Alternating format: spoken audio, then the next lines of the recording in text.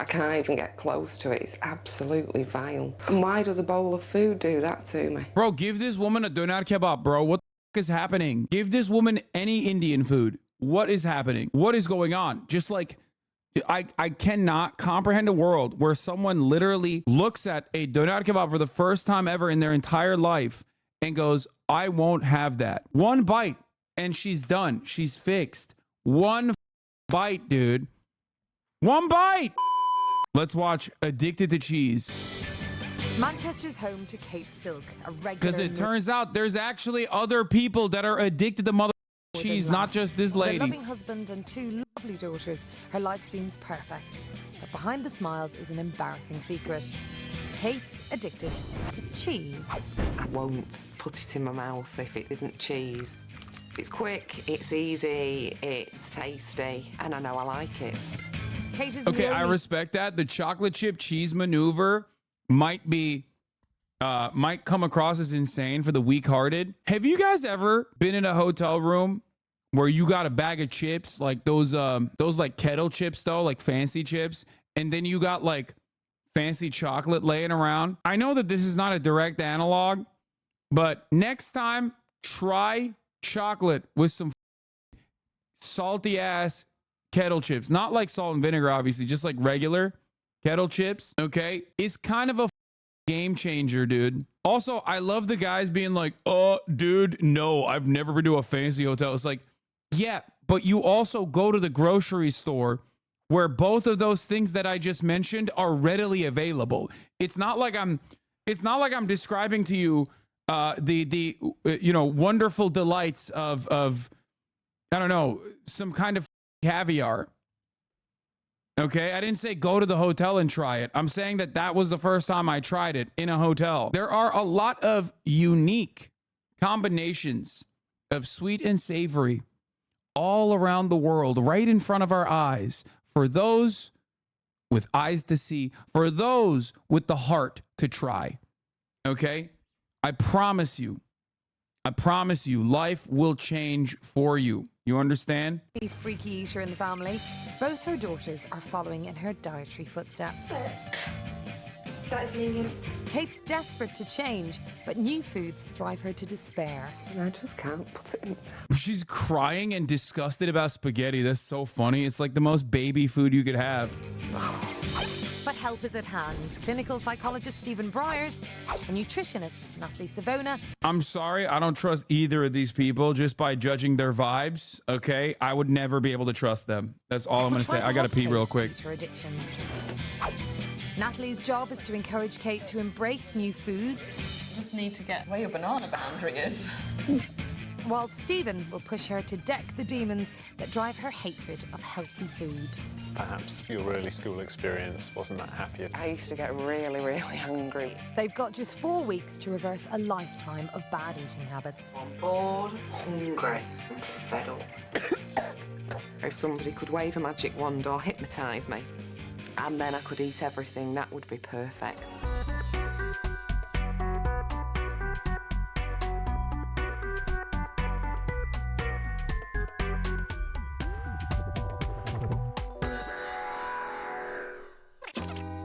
Seven-year-old teaching assistant Kate Silk lives in Manchester with husband Jeff. He's stepdad to her 2 daughters, 14-year-old Megan and 12-year-old Georgia. Kate's a devoted mum who loves to spend time with her family, but behind closed kitchen doors, life is no walk in the park. Because Kate's diet is almost exclusively cheese. I'll eat cheese sandwiches, cheese and crackers. I have a jacket potato with cheese every day at work for my dinner. Morning, Kate. Usual. Yes, thank you. And I usually come home and have cheese and crackers every night for my tea. It's my favourite food. Eating mostly cheese every day for the last 30 years has turned Kate into something of a connoisseur. The salt and vinegar's dead zingy, so it goes great with the taste of Lancashire. The roast chicken's more of a savoury flavour, so that goes well with cheddar and the digestives. And then the smoky bacon goes really well with the other crackers and the soft cheese. I think the reason I stick with cheese is because I have that memory of eating it from being a little girl. It's so safe. So I know that I can tolerate it and eat it. And Hasan, this woman is your age. How is it possible? She's British and she is deeply addicted to cheese. And that's the only thing she's had. It probably up your hormones and your entire body. To be fair to her, if I was British since birth, I probably would develop an unhealthy addiction to a singular type of food that at least gives me like some kind of taste. Because like, think about it. What else is she gonna eat? Jellied eels, eels, mate. Mushy peas, right? At least it's savoury. it won't make me sick or it won't make me feel uncomfortable. Kate has one other safe food, and it's the Boiled only meat, home-cooked meal she'll boiled beef and beans on toast. Are you having a laugh, mate? her mum's roast dinner, but only if it's cooked by her mum, and only if she Oh. eats it at her mum. Look at that. Look at that. I was just kidding. And then they just proved it immediately. House. It goes against everything else that I usually eat because I have a full roast dinner with loads of gravy on it. But I can remember having that every Sunday from being a little girl. I've been cooking the same Sunday lunch for even more than 25 years, so ever since she was a child. It's lovely, Mum, thank you. Mum Jean never gets the opportunity to experiment with her cooking. The menu has to be the same. America's roasting other people's foods, Lamau. You literally have sugar in your bread. Brother, America is the amalgamation of literally every single cuisine on the planet maxed out and flavor boosted, okay? It is ridiculous. Like, you could say it's fat. You could say it's fat and you would be right. But like, American cuisine is literally edible. Authentic British cuisine is not edible, okay? You're talking to a man who's currently sucking down on some Diet Mountain Dew Baja Blast 20-year anniversary edition, okay? Do you know the amount of chemicals that are in here? The chemicals that make me strong and gay? Yellow 5, red 6, purple 11. Do you know how good this shit is? The microplastics in here, it makes me strong. Give this to a medieval child and he dies, okay? Instantly, he perishes. Banned in the EU because they're terrified. They're terrified of what good taste feels like. The EU's like, yeah, let's keep eating the boiled beef, mate. We're eating boiled beef, no yellow 5 for me. She wouldn't eat it, so it's useless preparing something that she's not going to eat. It upsets her, it gets me all het up. But I know that the same, it's very boring and dull, really, but I know that she'll eat it. Cheers, everybody. Cheers. Other than this weekly roast, it's cheese all the way. Kate cannot bear to touch anything else. It just looks like slop. Before some chatter chirps about like ableism or some shit, as someone who also has like self-imposed dietary restrictions, even though it's like very limited for me, I'm just not gonna be a baby about it. You know what I mean? Like I don't know. It's just ARFID. The that it's ARFID, bro. Oh, that's not. She needs help. It's just like, bro, how do you look at like potatoes, which is like the easiest thing to eat and consume, and you go, oh, I can't do it. I find it very difficult to taste anything that... Let's not make fun of eating disorders just because cheese is a funny thing to only eat. I mean, this entire 55-minute sequence is going to be about that, so I'm just letting you guys know. Sloppy, whether it's a stew or a curry, or anything that has sauce on the top of it. Avoidant restrictive food Sadly, intake for disorder. husband Jeff, Kate's fear of anything hot and saucy means his home-cooked specialities are her worst nightmare. Want to try it, Sis? If Jeff's cooking something, he'll say when it's done, are you going to taste it? And then as it gets nearer, I can feel myself getting really, really anxious. So then when it actually comes to the point where I have to taste it, I'm heaving usually before I've even put it in my mouth. That's horrible. Oh, dear. I always... By this logic, aren't you being a baby about seafood? Yes, but the difference is, I guess the difference is that like I acknowledge that I'm being a baby about seafood. And I also want to eat seafood. Like, I'm jealous because like when I see like a lobster that's just like sitting in all the delicious garlic butter, even though it's a goddamn bug. I want to be able to eat it, but I can't. You know what I mean? It's just like, I want to be able to eat it. I just throw up. I don't know why. I don't eat any seafood whatsoever. But that's it. Anything that grows on land, I'll try. And even seafood, I'll try as well. Like I'll every couple of years, I'll give it a whirl. When I was in Japan, I had tuna. I had tuna on sushi. It was like super fresh.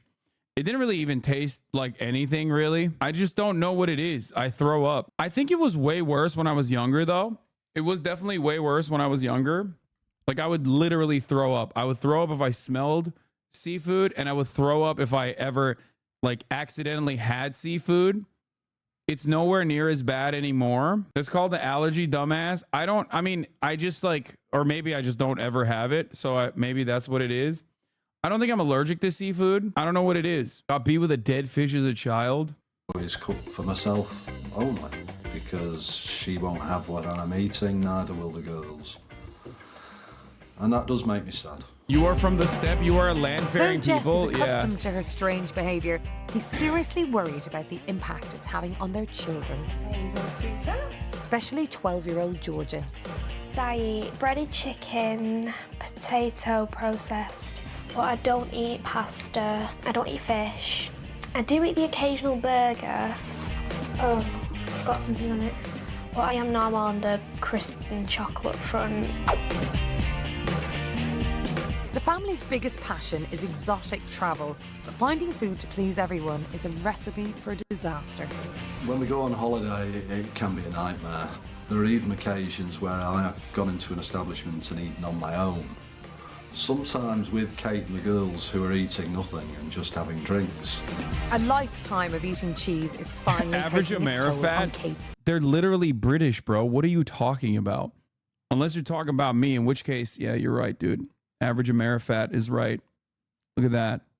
Look at that average Amerifat body. Patience.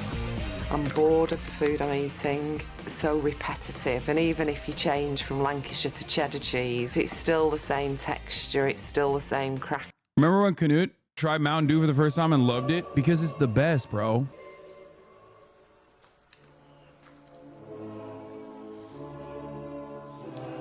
It's pretty good, I think. Chet, it's pretty good. You do realize sodas have aspartame, which turns into formaldehyde in the body, which formaldehyde is used for embalming animals. Be careful, chat. Yeah, I don't give a f, dude. Bro, just kept buying so many cases after this. Yes, because it's delicious. Bro, American sodas are like top 40 music, okay? There's nothing wrong with enjoying it. It is literally science, okay? Scientists are sitting in a lab straight up cooking up the most delicious chemicals you have ever seen in your entire damn life. Okay? It is scientifically made to appeal to your senses. That's it. And so it's the same with top 40 music. At that point, you're not even listening to music. You're listening to science, okay? Because it's got to the point now where if somebody could wave a magic wand or hypnotise me, and then I could eat everything, that would be perfect.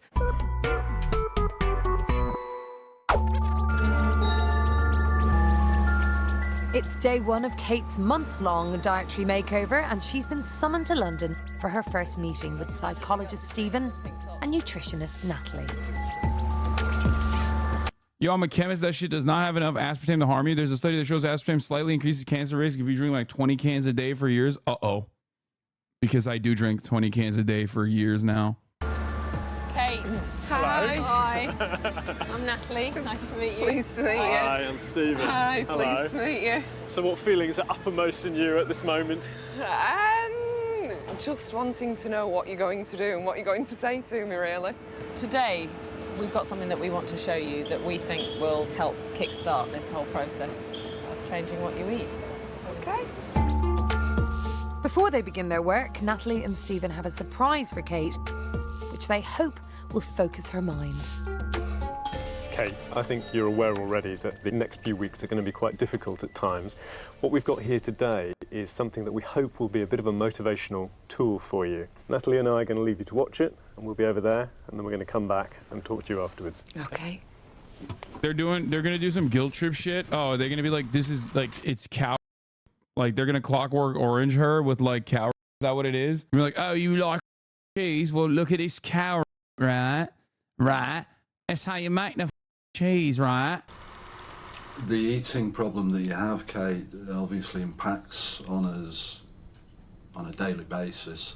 One of the things that really concerns me it's a fucking proper intervention, mate. Fucking hell. Is how the girls are following your eating habits. I don't think it's been easy living in the same house as someone with such a limited diet. What is this best moment in British? The interesting thing is you're not morbidly obese. Really? You are super morbidly obese. I mean, dude, that's just the average American body type. I don't know what he's talking about, mate. No. It makes me feel a bit upset because it hasn't helped what I eat and what Georgia eats. I get really concerned about my health because I'm not being able to Chat, I'm here for a good time, not a long time, okay? Don't give me this cancer bullshit. eat everything all my friends at school eat and be able to go out and have an ordinary meal. Georgia is almost frightened of going on holiday. She hates the thought that she's going to have to almost starve herself. Holidays are meant to be a happy time and I really enjoy them. But when you don't eat, you get stressed and then we all get upset because we know that it's a problem. It is limiting for us and it is meaning that we can't go to places that we would really like to. I am so proud of you, of what you're trying to do to readdress your eating habit. But if you could possibly... I'm sorry, I can't carry on. I'm sorry, sweetheart. That show's crazy. There's literally one episode where he visits an obese family and like the 10-year-old opens the door for him and the host just says, "Hi, fatty." That's insane.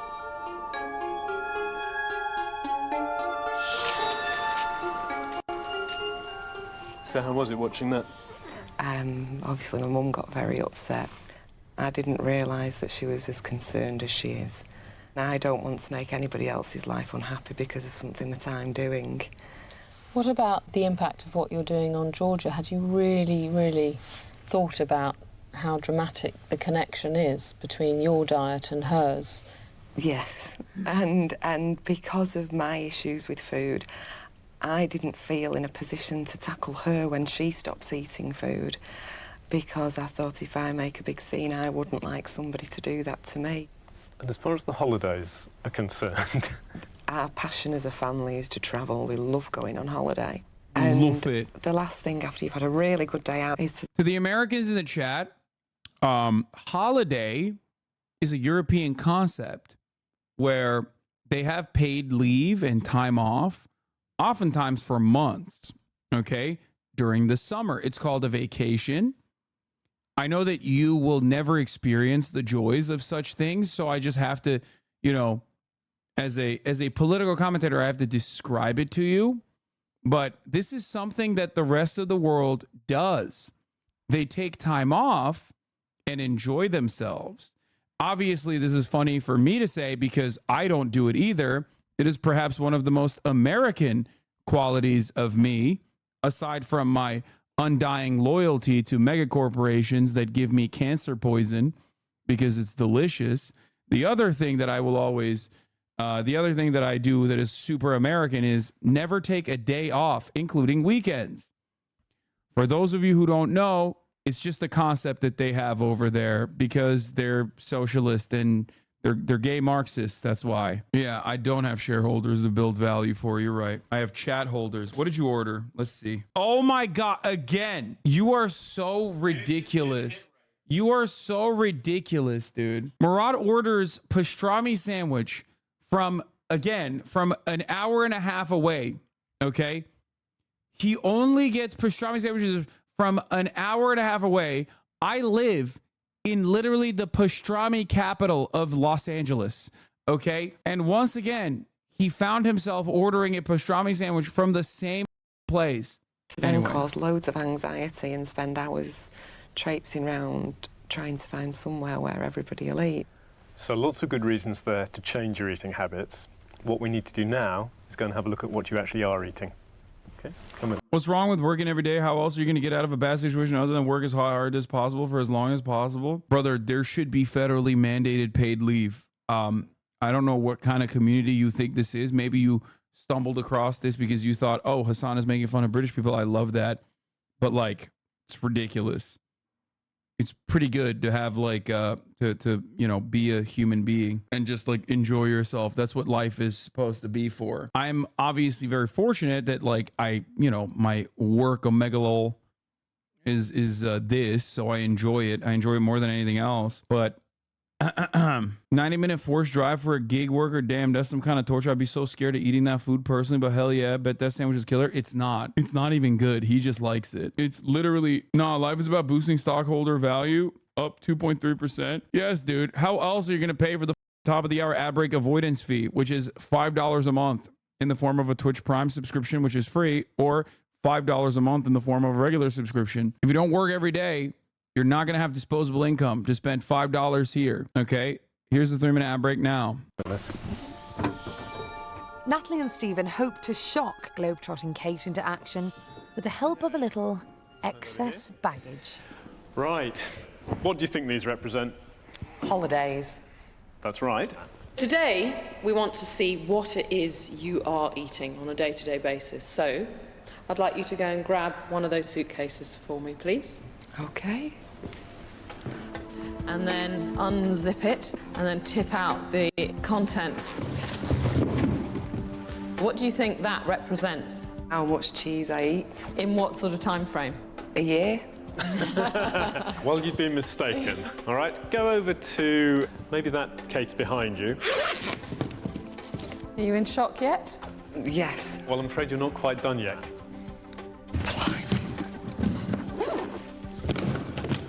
I can't believe I eat that much cheese. You know what, Kate? You're still not done. You're joking.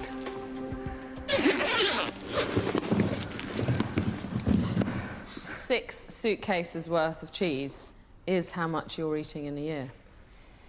I'm stunned. It just looks horrible. Stunned. The thing is that you're having about that much in a day. So 300 grams of cheese, 365 days a year, works out as 140 kilos of cheese that you're having in a year. And the thing is that there's no harm in having a little bit of cheese. It's got some great nutrients in it. It's got calcium, it's got... I can't be the only one who's annoyed that they just like did this for the bit. Like the amount of cheese that they just like wasted for this bit is alarming, I think. I am a bit of an addict for cheese myself, just like that Zionist lady, but it is gross that they did that. Oh, it's not real? Okay, thank God. Protein, but you're missing out on a whole range of other vitamins, minerals, and fibre. So let's magic fast forward to 4 weeks from now. And what would you like to achieve by then? I'd love to be able to go into a restaurant and order a meal without having to tamper with what it says on the menu. That would be great. And what about in terms of your travels? It would mean that we could go to places that at the moment we've not been able to go to because of the food issue. So what do you mean? There's cheese everywhere. Why the f does this actually... Okay, this part... place, is this girl autism? I think it's just autism, I'm gonna be honest. But like, there's cheese in every country. What do you mean? Like, I don't understand how this like traps her into not taking holiday. But our challenge to you is at the end of 4 weeks, you will be able to be going on holiday with your family and choosing something in a restaurant and having a really fun, delicious, harmonious family meal. I do want to change, but the thought of the reality of that is the frightening bit. Kate's obviously really up for change, but... Eating disorders or autism, hope this helps. Is it always? I feel like it can be something that comes along with the autism, but I don't think it's always autism. What's also obvious is that actually the prospect of changing makes her really, really anxious. It's hard for somebody who doesn't have these problems to understand just what a frightening prospect this all is for her. And these are very long established habits for her. She's been eating like this for over 30 Bro, years. she's not a psychologist, not a reality show? No, it is. The reality show is linking her up with a psychologist. We're expecting to change that in just a few weeks. It's quite a tall order for her and for us. Kate's family have already booked their next holiday, a European odyssey ending in Venice. Kate's determined to spend the next 4 weeks getting up to speed so she can chow down Italian style. Eating a meal while I'm on holiday this summer would be fantastic. The thing that really... I'm making fun of her because it's funny, but I definitely do get food anxiety as far as like when I travel as well, because I have this like super rigid structure that I exist in. And when I go to New York or when I travel for work, I do break my rigid structure, and then just like everything falls apart a little bit. I just eat so much on vacation, so I do get like a lot of anxiety before I even go on vacation, and I can't figure out how to like plan my meals ahead of time. So, you know, I don't know. What worries me is the process up until that point, and I know that that's going to push me really But also, outside my comfort you got to be okay zone. with it.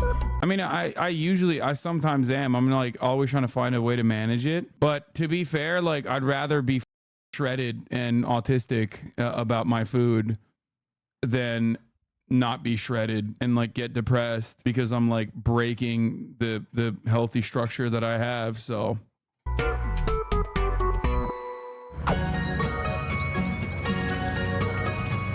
Before she can tackle the deficiencies in Kate's cheesy diet, Natalie must first understand the extent of her problem with other foods.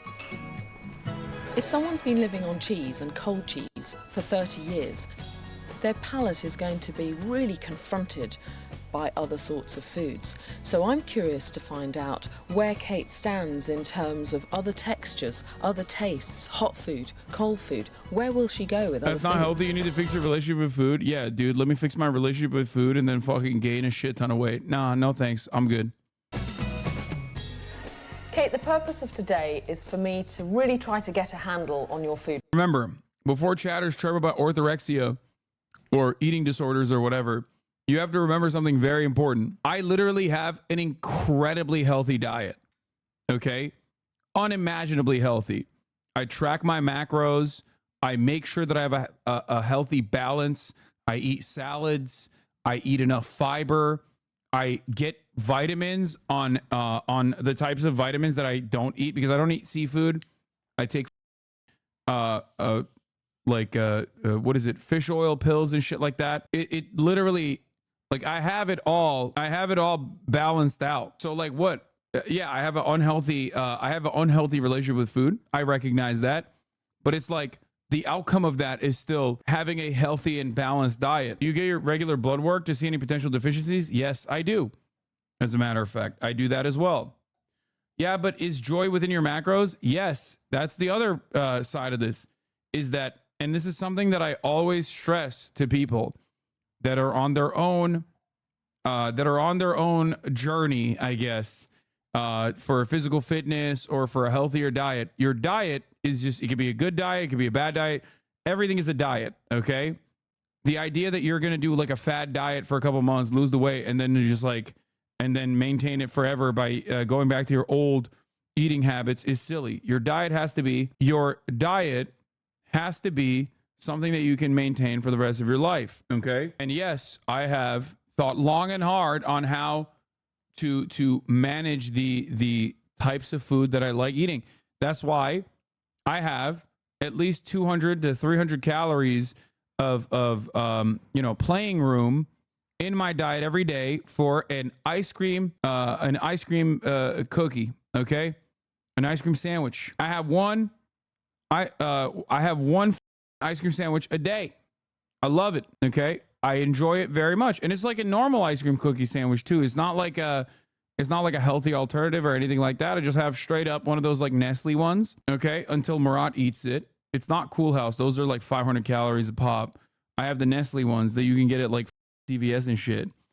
And for me personally, it's perfectly fine. It's just like within my daily caloric restrictions. It's more than 500 sometimes, depending on which kind of Cool House you're getting. But that's it. Like it's perfectly within. It is perfectly within my my boundaries, and I switch it around when I get bored. What? Nestle BDS? Can we just watch Nestle BDS?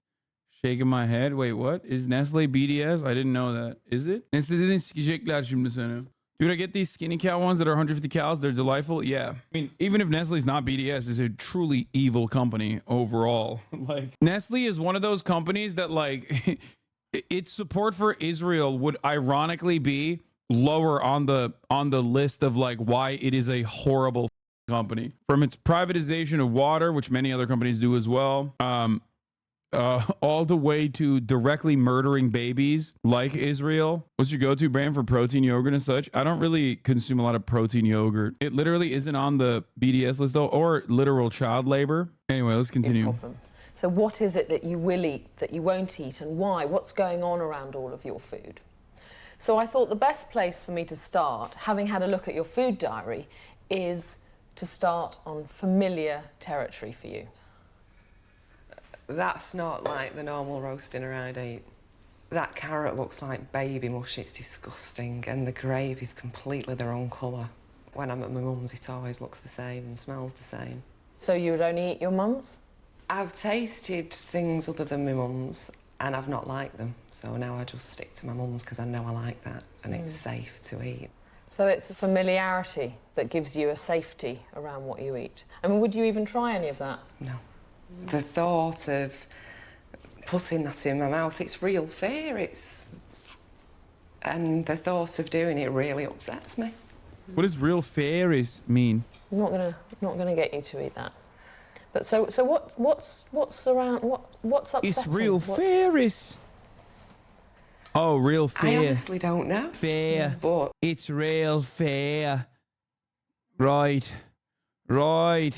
It's real fear. The thought of, and this is what I said, the getting the food. My mom called you stupid for not eating yogurt. No, I eat yogurt pretty much every day in the form of tzatziki. I just don't like directly purchase yogurt. I used to, and sometimes I do. I just like cycle in and out. Food from the plate to my mouth is the hardest thing. You've mentioned that you will eat some fruit. Bananas, no. When you slice a banana, it's all slimy and... Just do that for me, if you would. But see, it sticks, it's slimy. I mean, could you even bite into that? I couldn't bite into it. I could maybe cut a little bit off it and try that. Tucker Carlson's interview with Caesar? Who the f is Caesar? The following... Bro, why are you sending this to me? There you go. And chew it.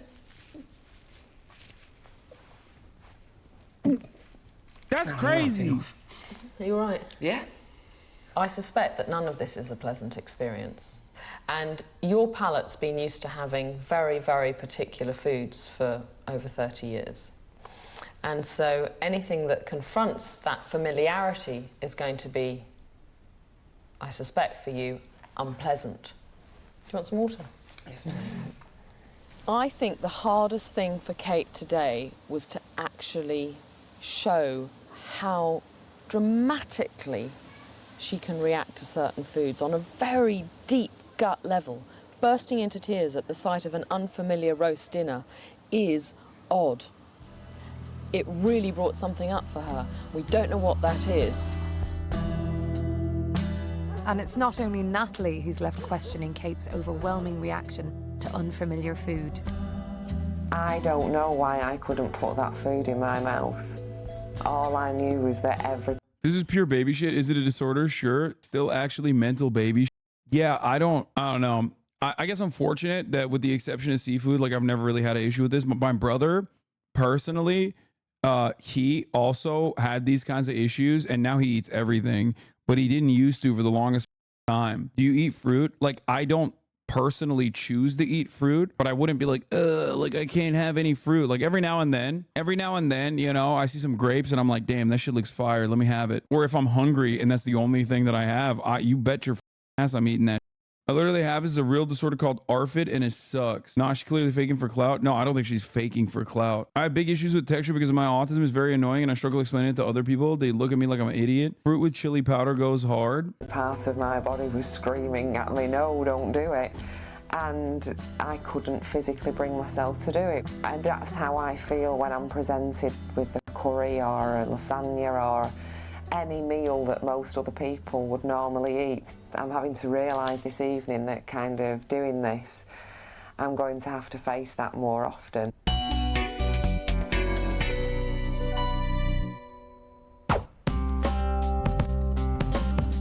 Day 3 for Kate begins with a special delivery. Natalie sent her a hamper packed with challenges designed to expand the range and quantity of foods that she eats. The worst nightmares, bananas and tomatoes. I'm not sure which is worse. Along with the nutritious goodies. I feel like ARFID or this kind of like disorder lends itself so perfectly to like people making fun of it. And like part of me feels bad that she's like very obviously unwell. But the other part of me is just having such a hard time not making fun of her because it seems so childish. You know what I mean? Like, I get it. Growing up is recognizing that this is definitely an eating disorder, but there's still a part of me that's like, come on, bro, just eat the food. Like, Jesus Christ. You know what I mean? Natalie has enclosed some written instructions.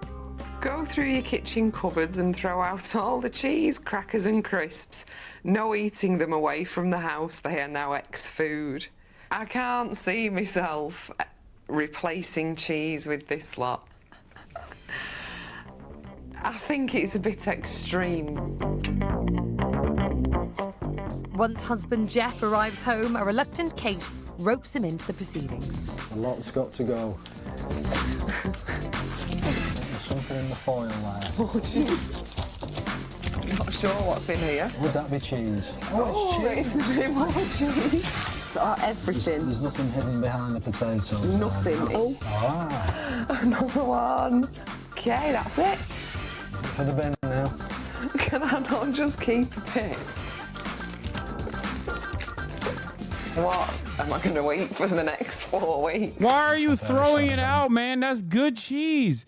That shit pisses me off.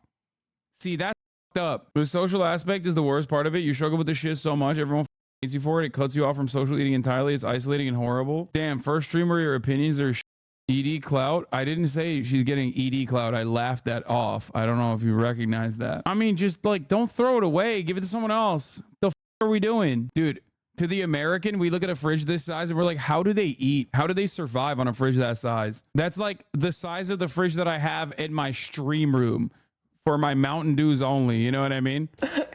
That's it. Oh, bye cheese. One of the biggest nutritional benefits of cheese is zinc, essential in maintaining a healthy immune system. Now Kate's given cheese the chop, she can keep up her daily intake of zinc by eating 4 slices of roast beef, a big bag of Brazil nuts, or 75 ounces of baked beans. That's 5 cans worth to you and me.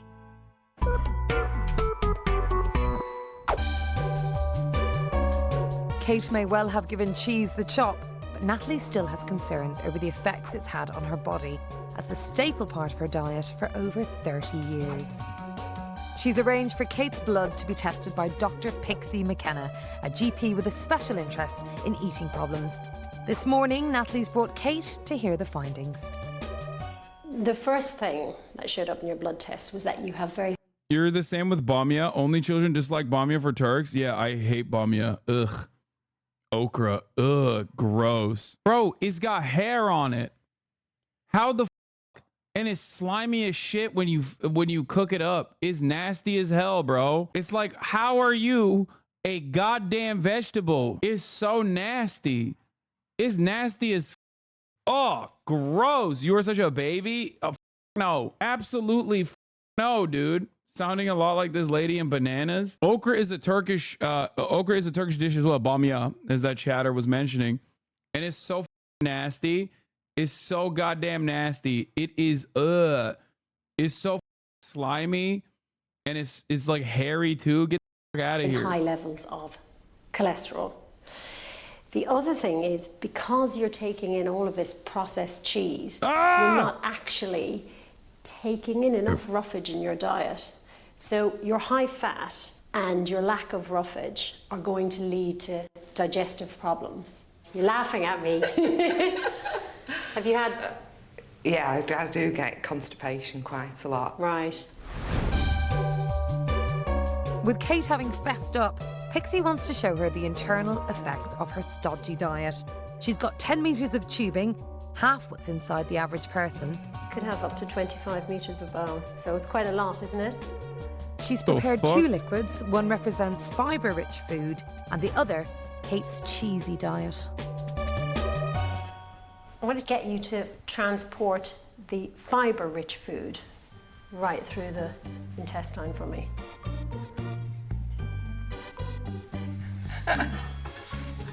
Now, what do you notice about that? It's running down quite quickly, no Yeah. problem at all.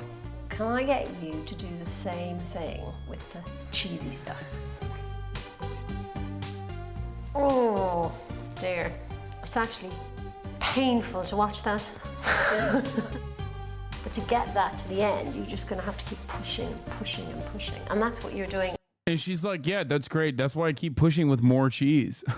So, doctor, the solution to this cheese problem, it seems, is just eating more cheese until it gets pushed in. Every single day of your life. Instead of clogging up her bowels with processed cheese, Kate could get the recommended daily amount of fibre from 8 ounces of cooked peas.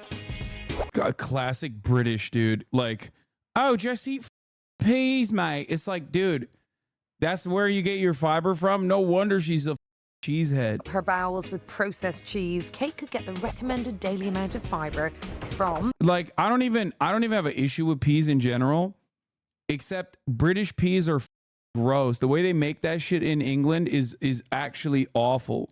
8 ounces of cooked peas. Just eat any other kind of vegetable, Or man. keep herself regular with 5 pears. And if neither of those appealed, 18 poppadoms contain roughly the same amount of fibre. What the fuck is a poppadom? I suppose the other worry is that, you know, with constipation, you end up getting things like piles, which are varicose veins in your bottom end. Whichever, you're smiling at me again. Oh, yeah. Are they? Indian bread? I'm not exactly a health professional, but I don't think cheese just gets into your intestines like that. Yeah. Is that something that you've had? I've had them operated on twice, and I'm due to go in again for the third time because they've just come. I'm not gonna lie, all things considered, okay, the fact that she looks this way is like not the worst. Like, she kind of, like, think about it. She's only been eating cheese for her entire fucking life. Like, I would have expected her to be like in way worse shape. I'm back again each time. You're a recurrent offender. Yes. Yeah.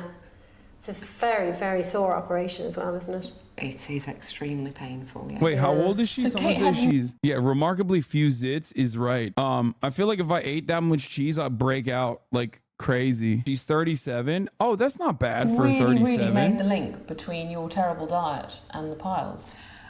I think I had, but it's very easy to blame it on something else. It seems to me that you've had all this information, but you've put your head in the sand. Yeah.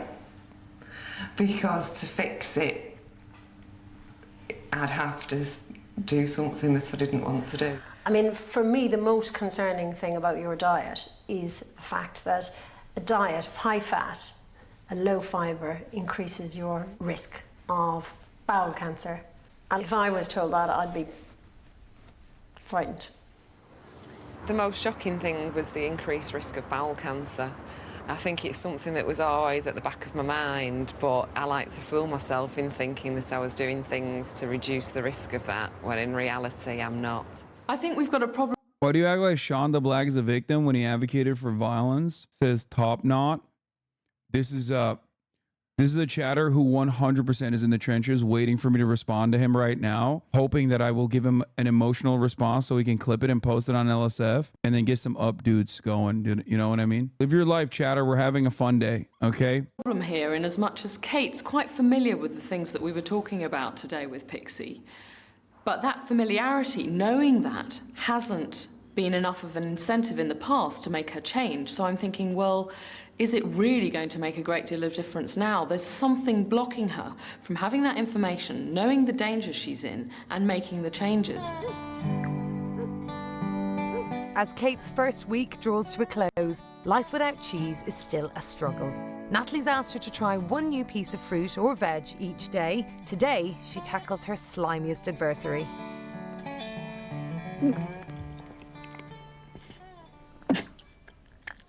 That's crazy, bro. Bananas are so great. Like, that blows my mind. Bananas are like the easiest thing to eat. It's just like all sugar.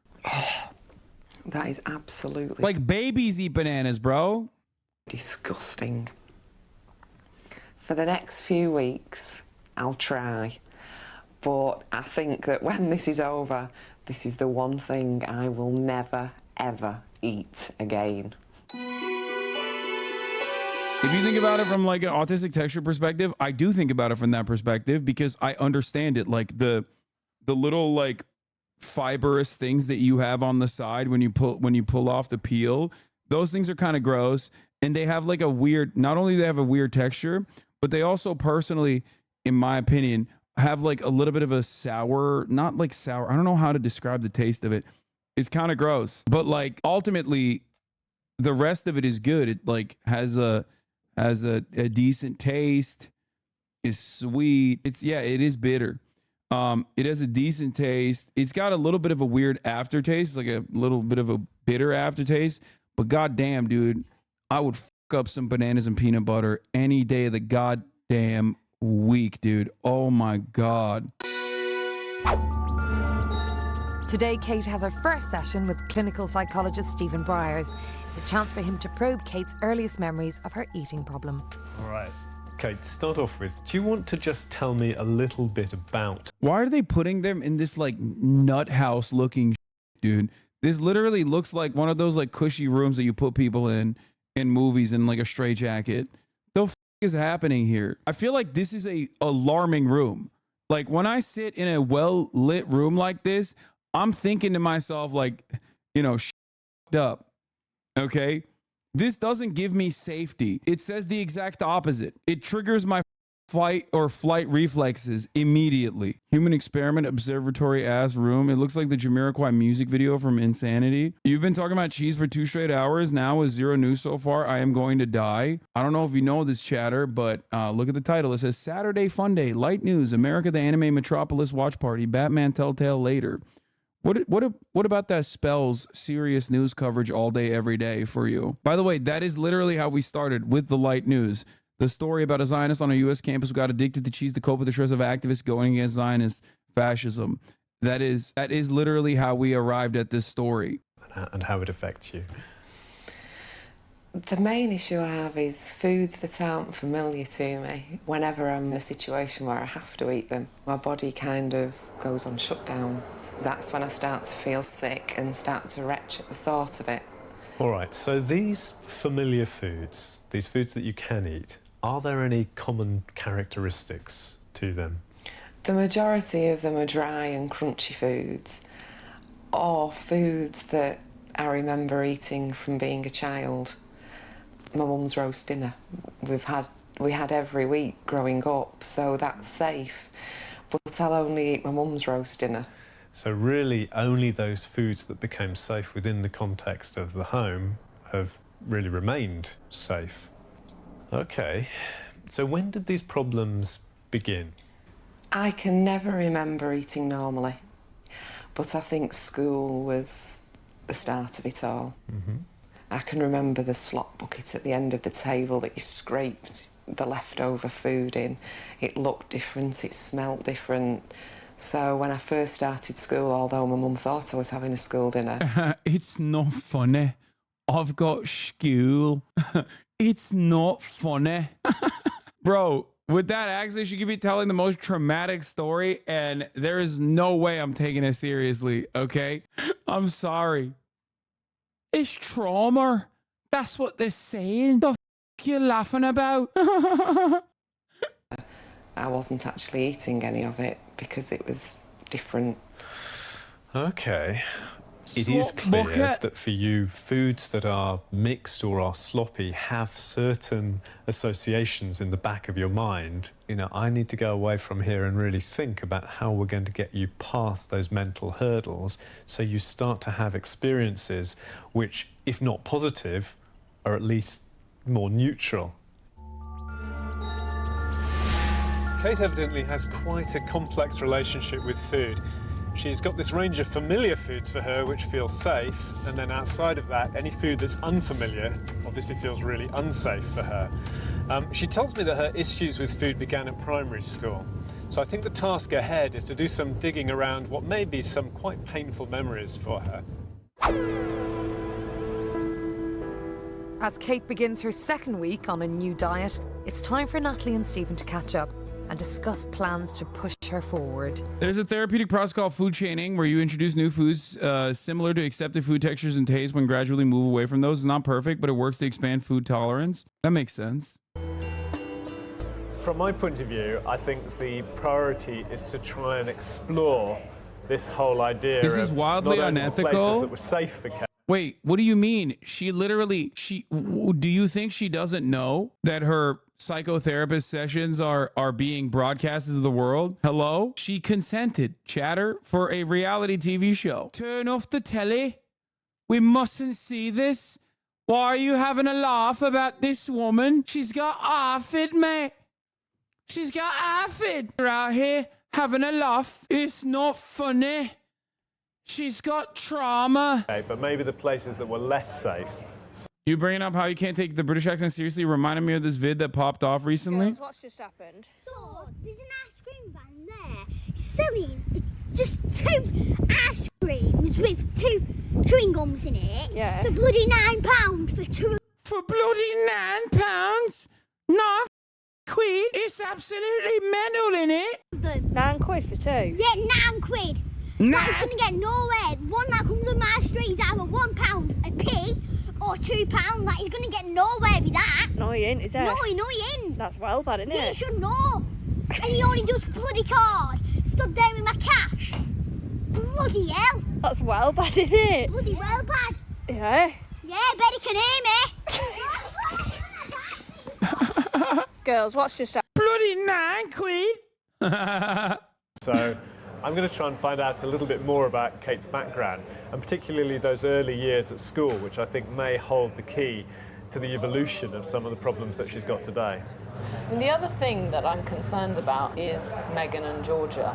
And I just think that, you know, their diets are in such trouble themselves that I think I need to get them on board, really looking at changing their diet so it's a family effort and they're all working together.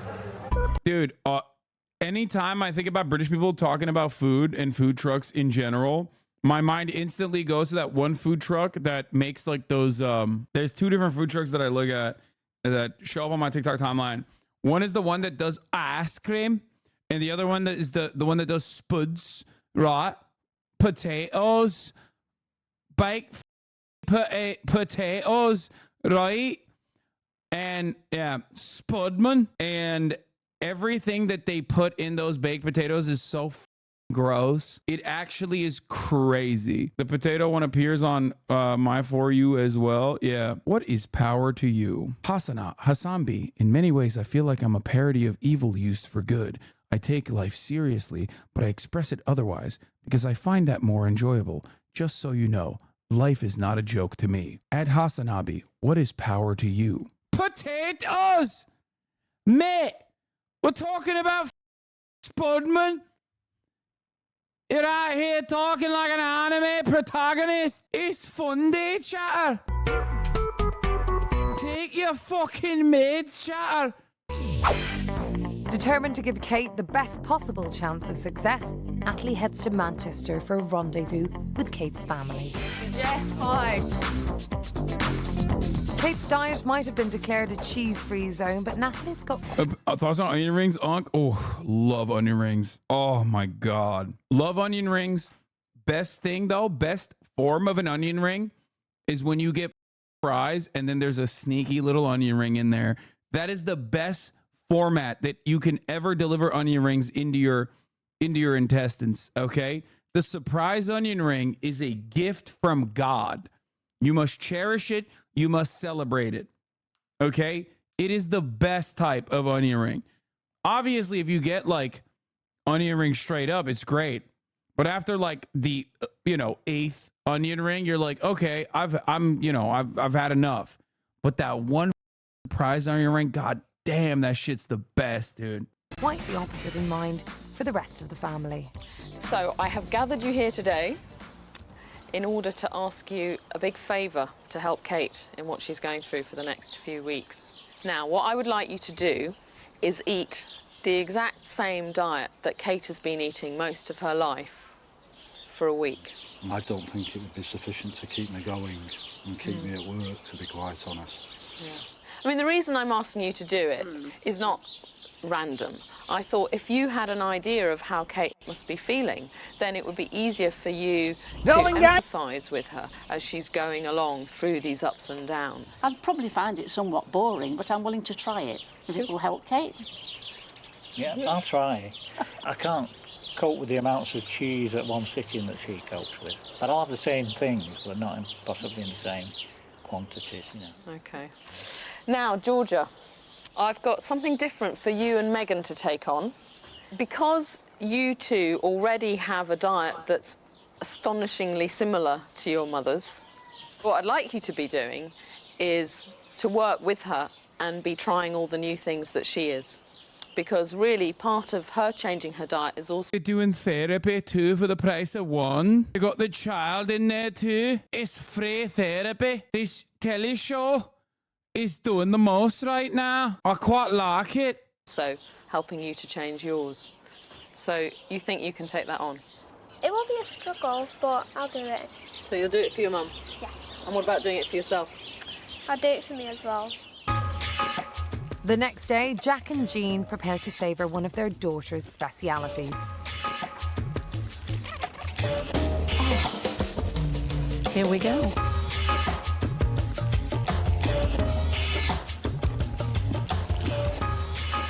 I mean, that shit is gas. It's the easiest thing to eat, in my opinion. Like, cheese and crackers, are you kidding me? Universal appeal, in my opinion. That shit's awesome and infinitely better than literally... It clears every other type of British food, okay? When I think 100%. that this is what Catherine eats most of the time, it would become very bland and very boring. I have to pay me. She's on all right, but not every meal. I'm gagging on this because it's so dry. You know, a tomato or a chutney or a little bit of salad with it would really help. What would be for tea then? Baked potato and cheese? Yeah. Whilst her parents are starting to lose their enthusiasm... I don't think I want to see jack potato and cheese again. Go. For Kate and the girls, there's not even a sniff of cheddar in the air. In with the new, we've got to eat new foods at least 3 times a day, some banana and some tomato. Salad for lunch, plus raw green beans, red, yellow and green peppers. I don't like any of them at all. Let's think positive, ladies. Smells. Won't taste or anything. Taste me again. How much do you want? Right, next. Wild rocket. Start singing. Oh, that's foul. That's rank. I'm going to be brave. It tastes meaty. It tastes of disgusting apples. It tastes of, that plastic stuff that you get on toys. OK, ladies, tea time.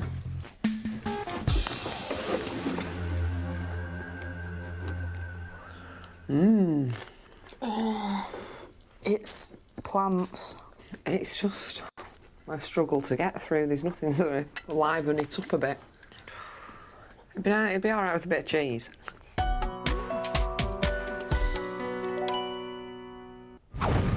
As week 2 comes to an end, Natalie's challenges turn up the heat on Kate and the girls. So far, the only hot meals they eat are roast dinners round at Kate's mum's house. Now, they must try eating some of their own. Do you like it, Mum?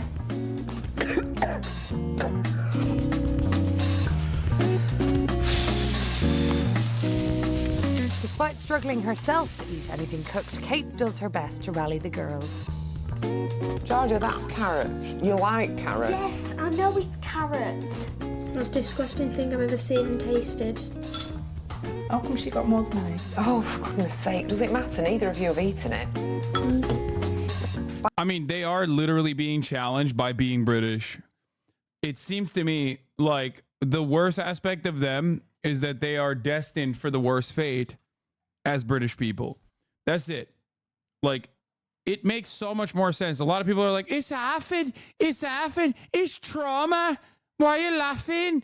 And it turns out it's not any of those things. It's just they're British. So the alternative that they're presented with is literally just like boiled carrot. Yeah, I'd eat cheese and crackers all day, every day too. Yeah, I'm good, man. I'm good. I'm good with a boiled carrot. Give me the cheese and crackers. That is the most fair assessment. By the end of week 2, and with hot food still a no-go, they're surviving on salad and bread. It's like, it doesn't make, like, look at that. That's like disgusting. That's nasty shit. What are you doing? Kate's patience is wearing thin. I just don't know what to have to eat now. Chappy, like bok choy, you think that is the same? Are you insane? It's like thinking, I love broccoli, okay? But I'm not hitting that raw. Boiled broccoli on its own sucks ass. You got to sauce it up. Broccoli is great because it's a great vehicle for like sucking up whatever the taste is. How dare you compare this to bok choy? The fuck are you talking about? There's no broth. There's no seasoning. There's nothing in there. There's nothing for the veggies to attach to. That's the problem. Vegetables are phenomenal. I love veggies. I love veggies. I do. I love veggies. The problem is when you're just straight boiling it, it sucks. If they taught these people how to make tacos and cut an onion or something, they'd probably really help. Yeah. Cauliflower, broccoli, all of those foods that, once again, I'm going back to my TikTok For You page here. All of those vegetables were invented, okay? They were manufactured by humans. Its origination is a plant. Goes all the way back to the ancient Romans, okay? All of that derives from one singular leafy ass plant that they basically modified over years and years and years. And the reason why they modified it is because it is a phenomenal vehicle for whatever the hell you want to sauce it up with. Same with Brussels sprouts, cauliflower, kale, all derived from the same plant. I'm just constantly hungry. I've got no cheese and crackers in. The only thing I can snack on is raw veg and salad and fruit. Unless I find something I like. So I'm bored, I'm hungry, and I'm fed up. With Kate struggling to embrace her new diet, Stephen's keen to understand why her mum's home-cooked food was safe and familiar as a child, but school dinners gave her so many issues. Yeah, the major issue here is that they're too British to fix her. That's the problem. That's the issue. Like, they literally can't turn around and be like, just, you know, sauce this shit up. What are you doing? Put some goddamn seasoning on that. What are you doing? Use broth. If you're gonna boil it, if you're gonna broil it, mate, use it with broth, mate. Garlic, onions. Thank you. Exactly. It blows my goddamn mind. Of course, they can't give her any adequate solutions to her problem because they're too British. And being British means like you eat that dog and you're like, yeah, I like it. I quite like it. I don't understand it. Hello. Thanks for coming along. Are you ready for a trip down memory lane? Okay. Come on in.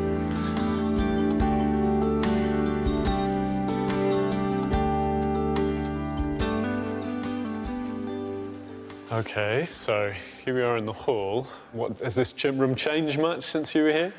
No, not really. It was always similar to when we used to have our lunch in here as well, on little tables. Coming here today, what's that producing for you? I think it's made me realise that it's not the building.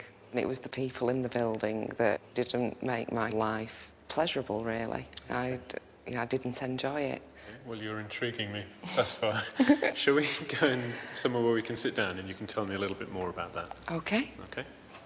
This is where you call them minorities. They need seasoning. Yes, dude. Every community, every person that was formerly colonized by the English is currently what keeps British people alive, okay? I suspect that they would die if they didn't have Indian food, if they didn't have Caribbean food, if they didn't have Turkish food, kebabs, Arab food.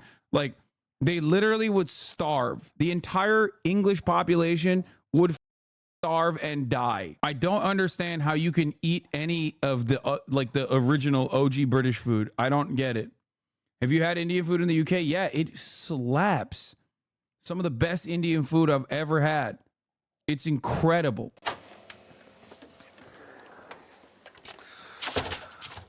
I'm getting the impression from you that perhaps your early school experience wasn't that happy at As times. a Brit, I'm usually happy to shit on us, but I think you're going a bit over the top at the moment. No, dude, the anger that I have for British cuisine is unimaginable. The only thing that's like decent and edible is beef Wellington.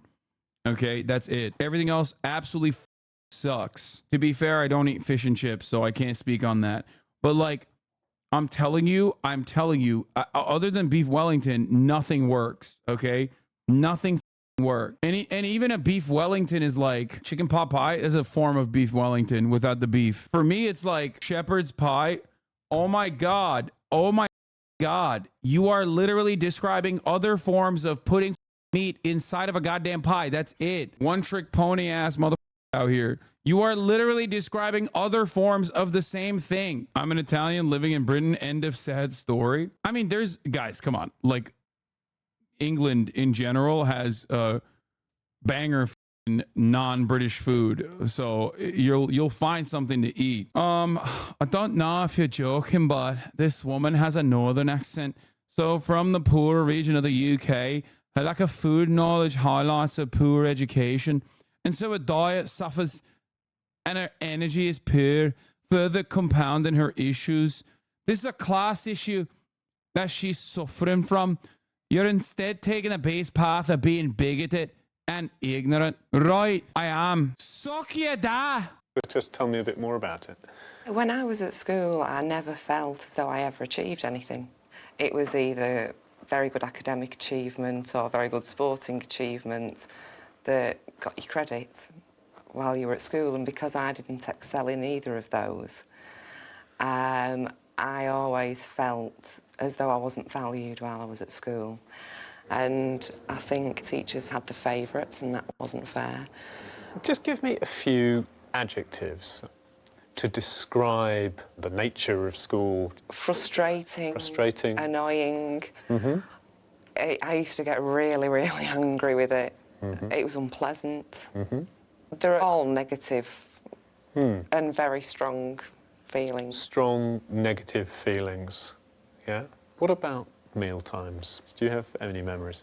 You used to sit at little tables and they'd give the cups and stuff out, and they used to have the bucket at the end of the table that all the slops went into. And I can remember being... Yes, I've had a Sunday roast, okay? I have. ...repulsed by that.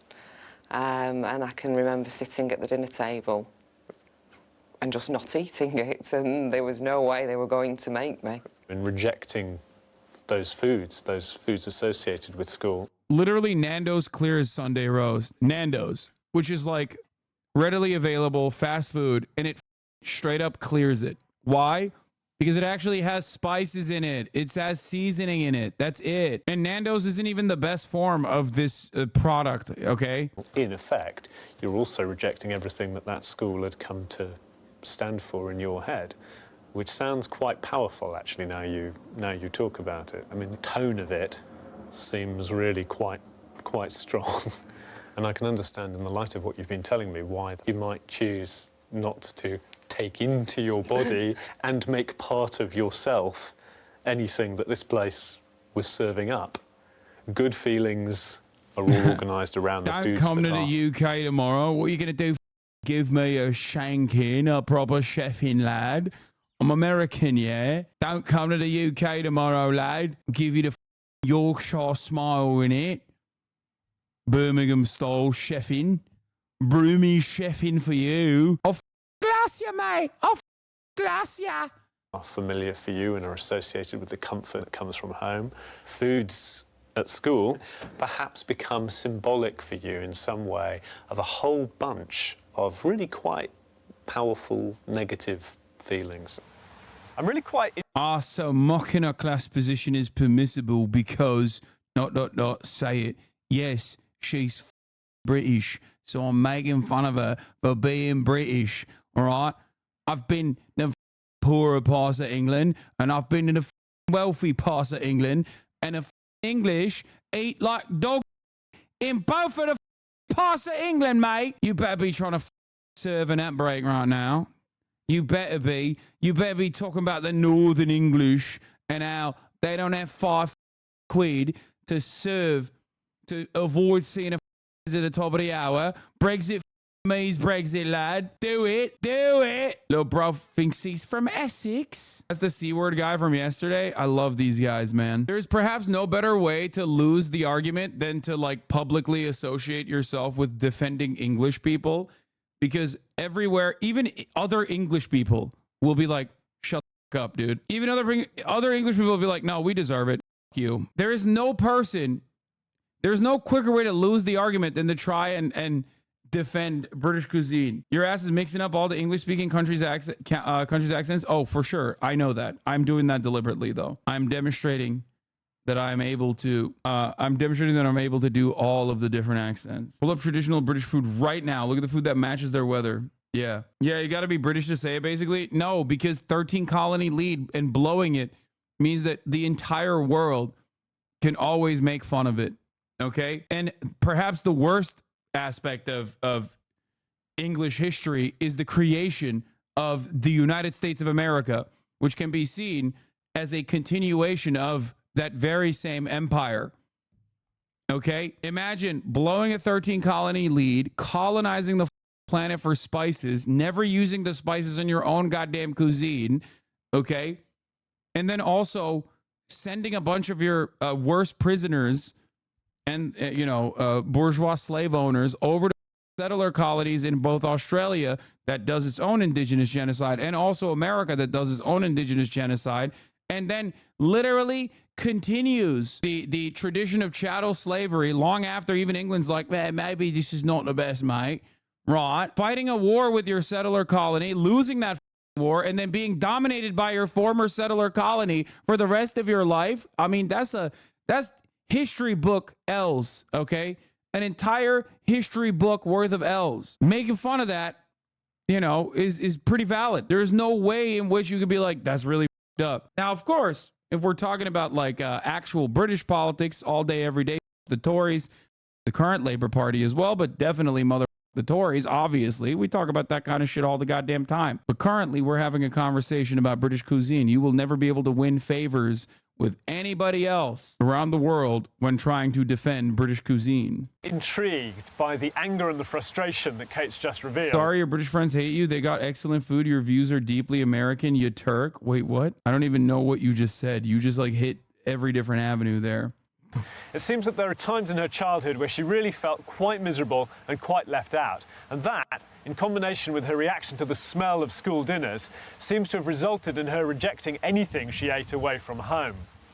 Her perspective now is really quite skewed. And I think my first challenge is to try and get Kate to recognise just how distorted her perceptions have become.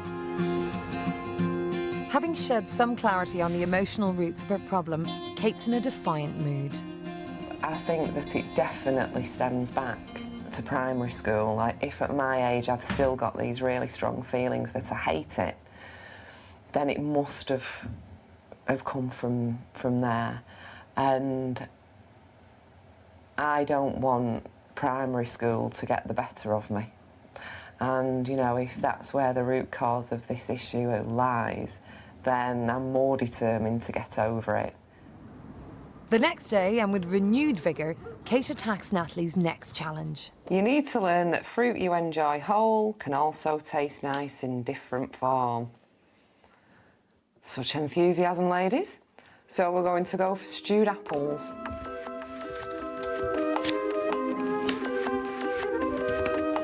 Right, according to the recipe, 4 to 5 minutes and that's done.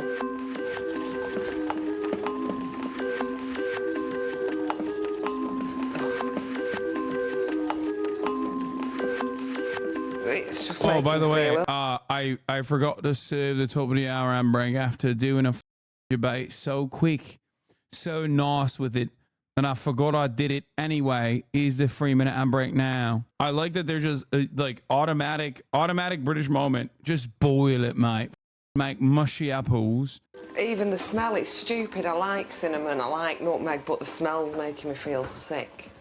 You'll be fine with it. It's not going to kill you. I can't eat it. It just seems so stupid. The kids are in there giving it a go and I just can't put it in my mouth. I'm just repulsed by it. Oh. And it's stupid and I know it is, but I just can't do it.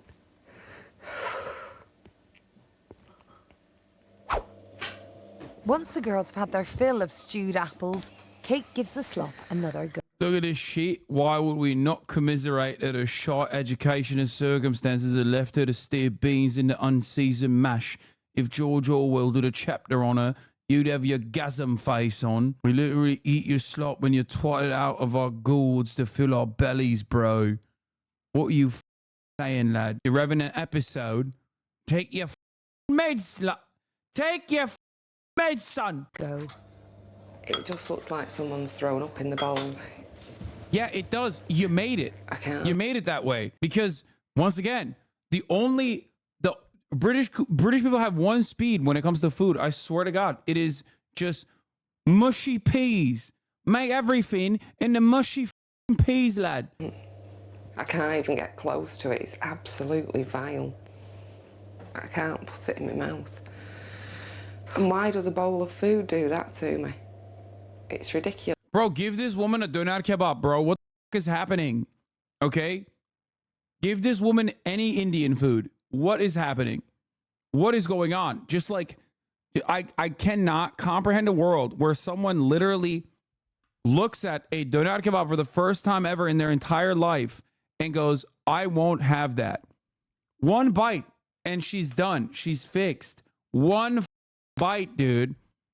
One bite. Tikka masala. That's like the British version. It's pretty fire. It's pretty bomb. I just don't get it. Give her a taco? No, you can't give her a taco because there are no Mexicans in England, unfortunately. There's like 3, and they went viral on TikTok for even existing in England. So England is 100% not a part of the global Latina belt, okay? Oh, they're doing this for MASH drama for money. It doesn't make sense. It's pathetic. With Kate having hit an emotional brick wall, Stephen's next session could not come sooner. Aware that her childhood feelings have been clouding her outlook, he wants Kate to see the bigger picture when it comes to food. Like, everyone in the chat is like, oh no, it's trauma. It's an association with past trauma. No, dude, I think the traumatic thing is just British cuisine. I'm not even kidding. Like, if she has yet to take one step away from like other British foods. Just literally eat a doner kebab. Eat any Indian food, okay? I swear to God, just any spices. Literally any spices. Put some spices in your food.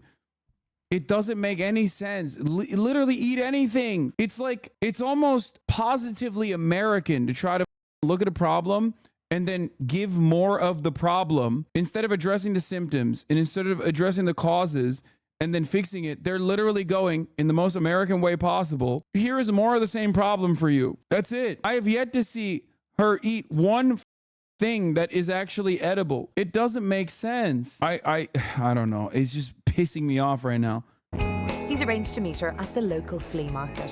What Kate tends to focus in on when she approaches a new food is its moisture content, and she will ignore every other bit of information about the food concerned. I want her to understand that what she's perceiving is not what's there, but what she's interpreting.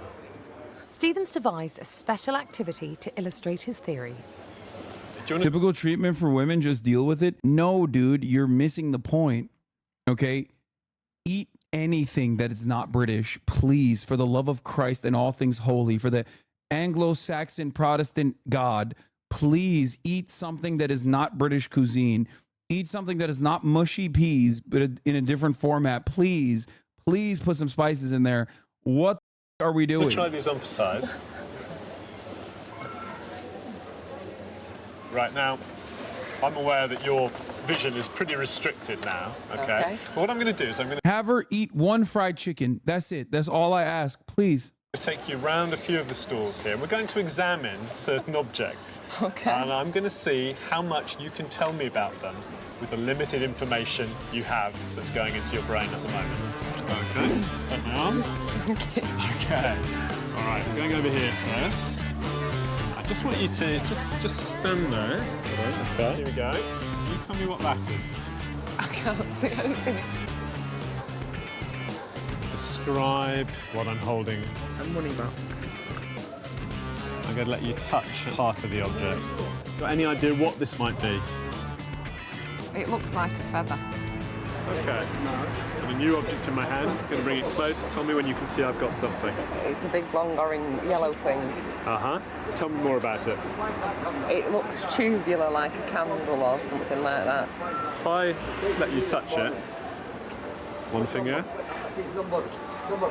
What do you think it is now? Or it could be a washing line rolled up. All right. What made you think it could be a washing line? Because of the feel of it. All right, so you got a lot more information, and that totally shifted your perception of the object away from being a candle, potentially, to something very different, like a washing line. Yeah. Okay. Do you want to take the glasses off and see how far you get hanging your clothes up on that? Just with the information that came to you through touching it, suddenly, in your head, it became potentially a very different object, didn't it? So some kind of transformation took place. Do you see how that might apply?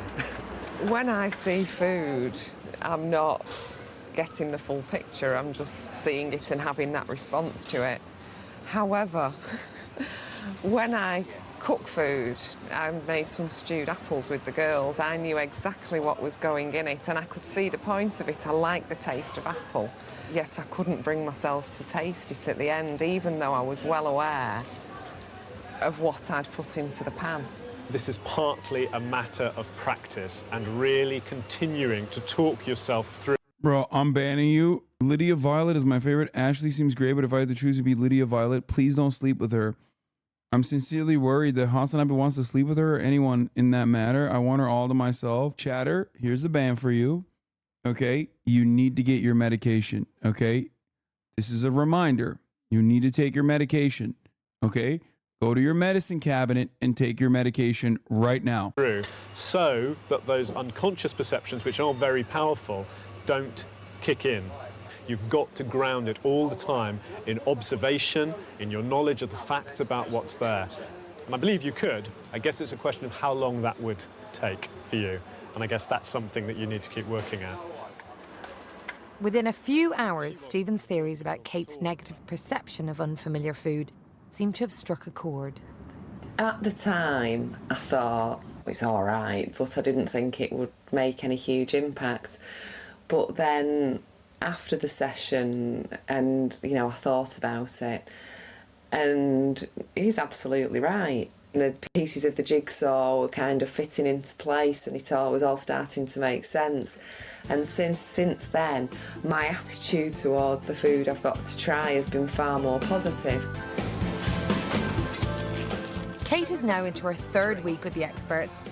Raw fruit and veg are going down a treat, but while she does her best to try hot and sloppy dishes, every meal is a struggle for her. She has faced a lot of difficulties because she knows that she doesn't like certain things and certain textures, but she's been trying, but I think she's been doing really well. And she's not cheated. Despite her hard work, Kate's chances of eating a restaurant meal look slimmer than spaghetti. Aware that the Venetian holiday is only 10 days away, Natalie and Stephen meet up to plan a new strategy. Had an interesting time with Kate at the marketplace. We did an exercise which I think really did start to bring home the point for her that the way she currently sees food, you know, is quite distorted. I think it helped her, and I think it will start to kind of, you know, change her relationship with food. But my concern is that it's too little too late. She's got this final challenge coming up really soon then. I think that's the thing. There is a danger that Kate will get to Venice and she won't really have a great deal of success, and that will knock her confidence, and then she won't take any of this forward. Really, I need to be building on what you've been doing and actually be helping her very consciously in the direction of the challenge, and therefore have her building towards being able to succeed at a meal out in Venice. I thank God every day that I wasn't born in England. Oh my God, dude. Chat, remember that. Things could be so much worse. So Natalie heads to Manchester and persuades Kate to visit a well-known Italian restaurant. She wants to try out some of Stephen's techniques to demystify unfamiliar foods. Also, here's the other part of this problem. Why the f are you going? Like, how is there a problem with a cheese addiction if you're going to Italy? You're going to the land of cheese. Like, how would that ever be an issue for you? Because, like, remember, she has a cheese addiction. And she's like, oh, I can't travel. I can't go on holiday because of my cheese addiction, because I can only eat cheese. It's like, okay, you're going to Italy. That's like 98% of their entire cuisine is just cheese and various different delivery mechanisms for cheese. Right, Kate, so you can see where we are. What's that nervous grin? I think food might be involved. Really? The thing is that your goal is to be able to go on holiday to Italy and choose something from the menu and enjoy a meal. And the purpose of today is for you to get a bit more of a feel about Italian food, getting a bit excited about it. So why don't we just go and meet the chef then? Okay. Head chef Steve Hildebrand has been lined up by Natalie to demonstrate to Kate that the pasta she's terrified of is actually made up of ingredients she's already conquered. You're going to incorporate all the flour into the egg. This is you making your own food. What we're going to do now is feed this through the pasta machine. I've done this. Is good. And then all I do is feed it through the other side of the machine. I've done this. That was good fun. I've done this. Man. So I think there's only one thing left to do with that. Did she go to Italy to find the only British chef? Like, what's happening here? Or is she still in England? Up until now, Kate's never managed to swallow anything that involves a tomato-based sauce. Come on. It doesn't look very appetizing. No disrespect. To me, it doesn't look very appetizing. Why? Because it's all sloppy. Why don't you try just a little bit of the pancetta?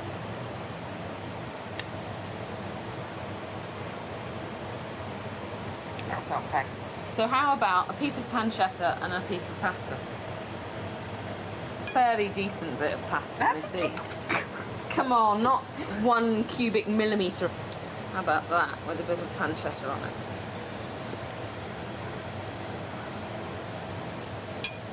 Just taste the ham, taste the pancetta. My mouth is tingling now, and it is quite pleasant. It's a really nice feeling I've got in my mouth. That's fab. I'd suspect that that's the largest combination of flavours and ingredients you've ever tasted in one go. Yeah. Ever. Yeah. Well done.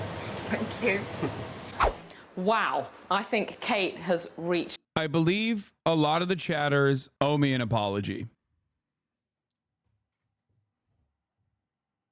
I could have solved this shit for her in literally under 5 seconds. Okay? Not most of the chatters were on my side on this, but there were definitely some very loud naysayers in the chat. It's insane. It took her literally just a little bit of seasoning, some garlic, for her to just fix the problem immediately, okay?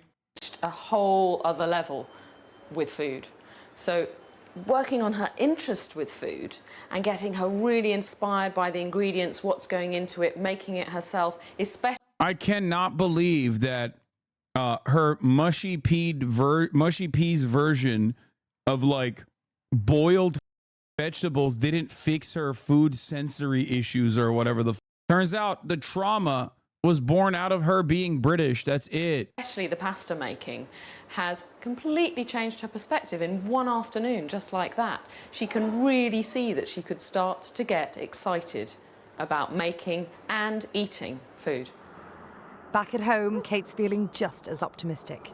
When I first walked in and realised it was an Italian restaurant, my hands were sweating. But once I saw the ingredients and I recognised them all, on their own they weren't scary. And it meant the dish wasn't as frightening at the end. And I think that that has motivated me at home and to get the girls more involved, because if I can get them making a dish with ingredients that they're comfortable with, then hopefully they'll be more prepared to have a go at the end product as well.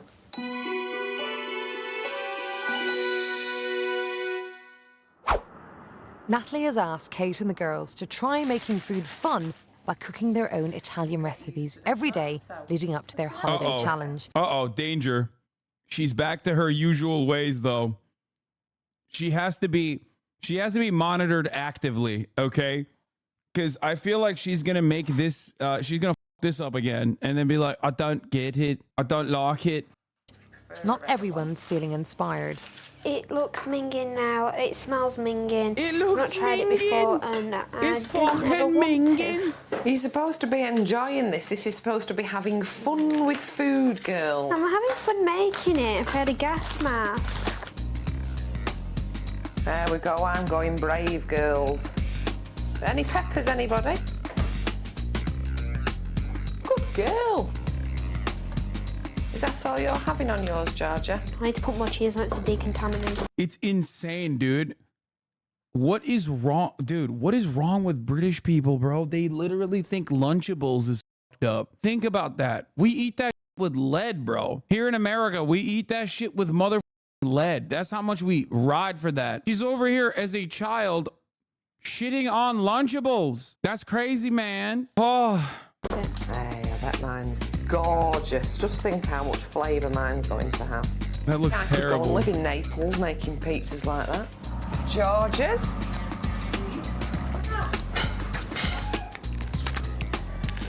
Are you eating the bits with tomato on?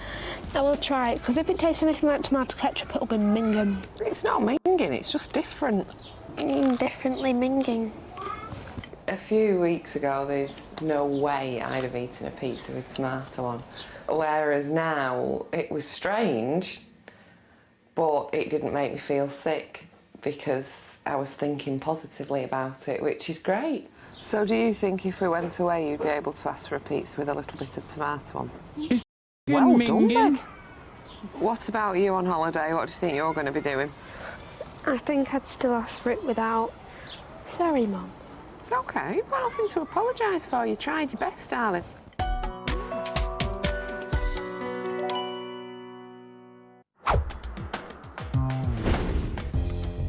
Today, Kate and her family are jetting off to Italy. As her final challenge of a pasta meal looms, Kate puts on a brave face. I'm feeling really excited about going on holiday. I can't wait. And I'm just trying not to think about the food bit till I get there, because I've got so much else to think about while I'm packing. So I haven't got time to panic about anything. It's just odd because like pizza is probably one of the, like pizza is the closest you can arrive at like universally accepted food. Like it doesn't make any sense to me at all. Like it's just carbs and fat. Like there isn't even protein in there. There's nothing complex about it. It's just bread with a little bit of zhuzh. And she's having a hard time with this. Like what? Anything else?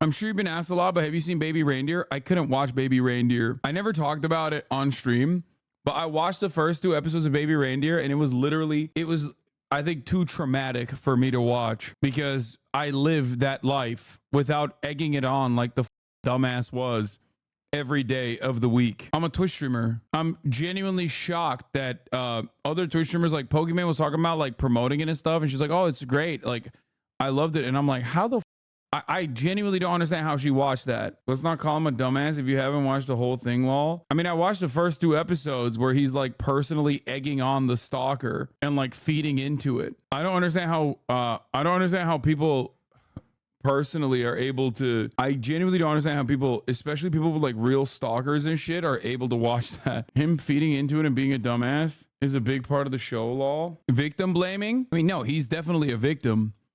I'm saying that, like, I can't even comprehend it because I personally don't egg it on, and I still have 1,000 baby reindeer type stalkers. You know what I mean? I do everything I can to avoid having those stalkers, and he watching it play out, it made me feel like, it made me so mad. I was like, what are you doing? But also the aspects, like the stalking aspects actually made it unwatchable for me personally. I'm sure that it's like, I guess it's clearly not as traumatizing for others who also have it. That's not true. Don't lie, lol. Chatter, I promise you, I promise you that is not a lie. Okay? The content itself caused it because you speak about leftist issues. Wait, what? God damn, I should have never even said nothing about it. This is why I didn't even want to talk about it, dude. Holy shit. The aspect made it unwatchable for me. I didn't even realize that there was a aspect to it. Like I said, I only watched the first 2 episodes, I think, and I couldn't watch it. I literally, like, he obviously doesn't deserve it either, for the record.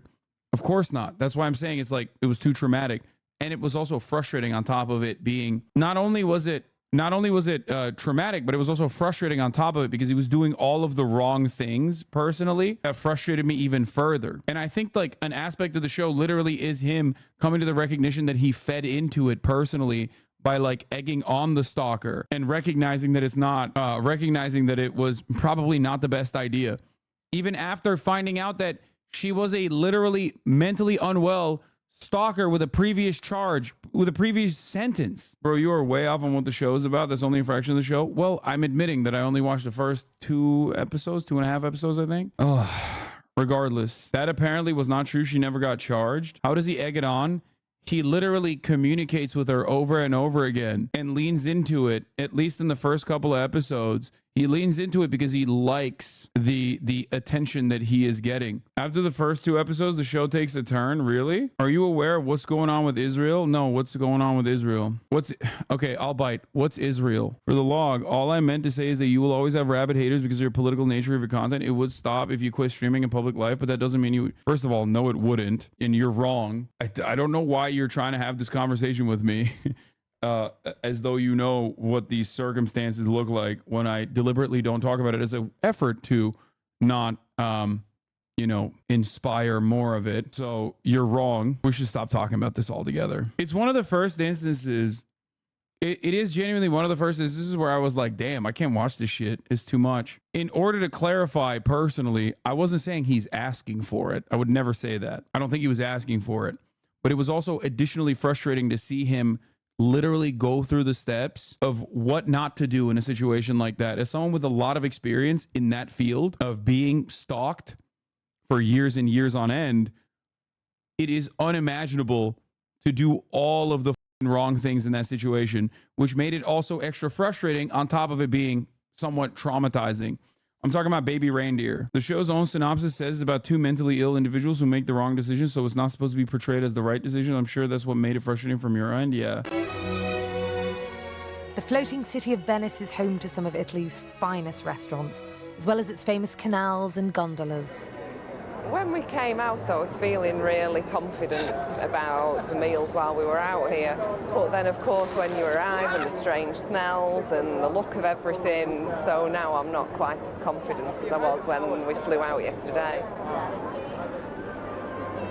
It's the evening of the big meal, and Kate and the family have chosen a canal-side restaurant, safe in the knowledge there's pizza on the menu.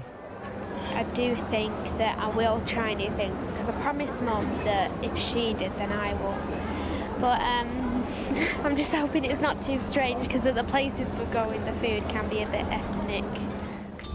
Tonight, Kate hopes to set a good example by ordering pasta, 1,000,000 miles away from cheese for her palate. I'm really... 1,000,000 miles away from cheese for her palate, while 1,000,000 times closer to the cheese in her palate. Really struggling. Also, ethnic food, Italian food being considered ethnic food. Oh my God, these people are too white.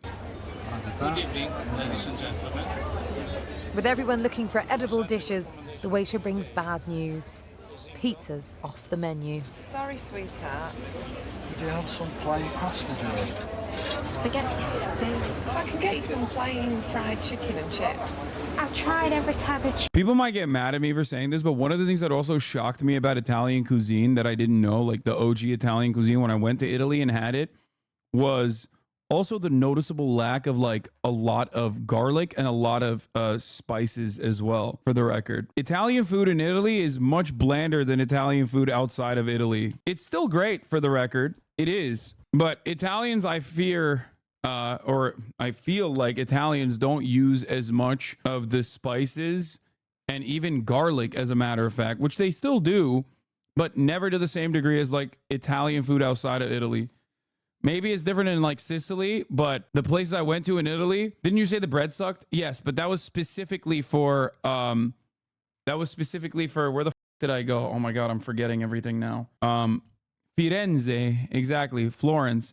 The bread sucked in Florence, and even people in Florence themselves personally admit their bread sucks. It is deliberately bland. Not the bread that you use in the sandwiches, because those sandwiches are incredible, but like regular table bread is like deliberately unsalted, and it sucks due to some like 500-year-old beef that they have with another Italian city. They cope and claim that it is because, like, you know, it'll really, that way you get to amplify the taste of other stuff. But the origin of Pane Toscano's lack of salt is often attributed to historical conflicts and economic factors. One popular story suggests that during the medieval period of salt tax, or conflict between Pisa and Florence led to the scarcity of salt. Yes, this is what they told me. Prompting Florentine bakers to make bread without it. Yeah, it's insane. Europe is so funny. It's like having 700-year-old beef with like the town over,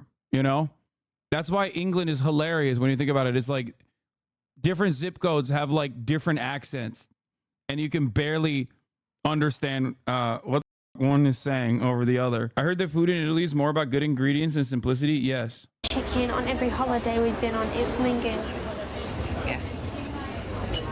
It's your choice. Foreign people, they always put spices and stuff on. Okay, you're just going to have some chips, sweetheart. All right, darling. Can I have the spaghetti with meat sauce? Thank you.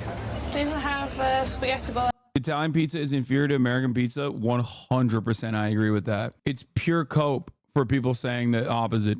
Like, Italian pasta is phenomenal, incredible, better than any other pasta I've ever had. Italian pizza, literally worse than American pizza. And no, I'm not talking about fucking Domino's. I'm talking about New York City.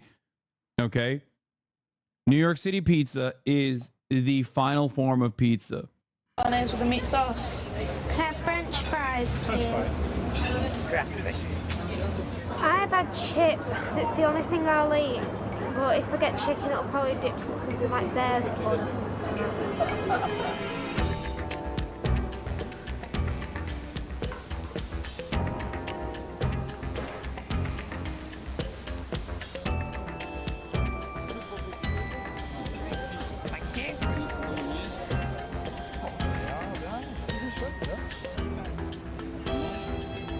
It's not saucy at all. Good stuff. Like it, Mum. No, that's disgusting. Well, I'm wiping my mouth. You're doing great, man. Hey, well done, sweetheart.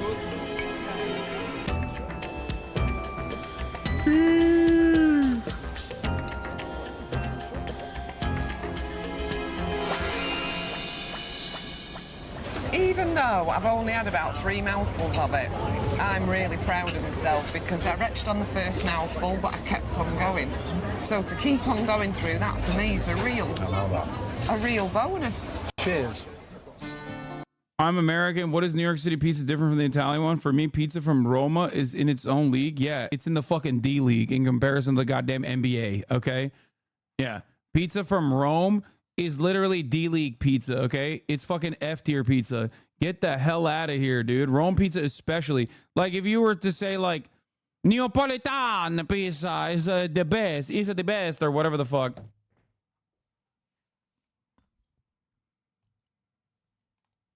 Oh my God. Focaccia clears dog any American pizza. Focaccia is just good bread. What are we talking about? It's called G League now. Sorry. Right. Go to Napoli. If you were to talk about a pizza in a Napoli, maybe. But a Roma pizza is famously bad. What the fuck are you saying? You are Nasasan. All the ingredients are better in Italy. Oh my Lord. There is no argument that obviously Italian ingredients are better. Okay. I am not making that argument at all. You are wrong. You are misunderstanding my point. Okay. Holy shit. Even with fresher ingredients, better ingredients, like a better flavor profile overall is supposed to happen. But due to the lack of, I guess, seasoning and garlic, like not using an adequate amount of garlic, Italians literally look at Americans and go, oh, everything that you do is too much garlic. It's like, no, dude, it fucking tastes better. It literally tastes better because of it. JPEG, last time share. People cope so fucking hard and try to act like I'm also talking about like Papa John's or Domino's pizza or something when I say American pizza, when that's not what I'm talking about at all. The average pizza place, the average Italian-owned family restaurant that sells you literally like $2 slices now that Joe Brandon's American economy is destroying the American working class. Okay. It used to be $1 slice. Now it's like $2.50, whatever. Okay. Like the average place in the tri-state area serves a better pizza than every single fucking Italian restaurant in Rome. How are your chips, sweetheart? They're nice, but they've got that foreign taste, you know that.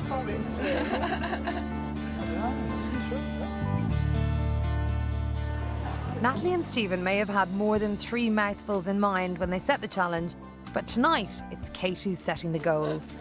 In the past, spaghetti bolognese has completely repulsed me. And even though the first couple of mouthfuls tonight I was retching on, kept thinking positive and I managed a couple more. You fancy pizza? Some people having maybe several mouthfuls of a meal wouldn't be that great. But I think the fact that she's even been able to do that is extraordinary. We're all a bit happier now because we know that Mum will try things on future holidays. It's going to take some time to get used to, but hopefully in another 12 months, maybe 18 months, then I'll have cracked it.